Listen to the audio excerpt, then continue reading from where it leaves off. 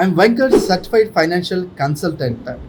ఈ మధ్య కొంతమంది మేము ఇన్సూరెన్స్ తీసుకుంటామండి, కాకపోతే మా బాడీలో ఇంతకు ముందే ఉన్నటువంటి జబ్బులను కూడా మీరు కవర్ చేస్తారా, అలాంటి జబ్బులకు కూడా ఉపయోగం ఉంటుందా అని చెప్పి అడుగుతున్నారు.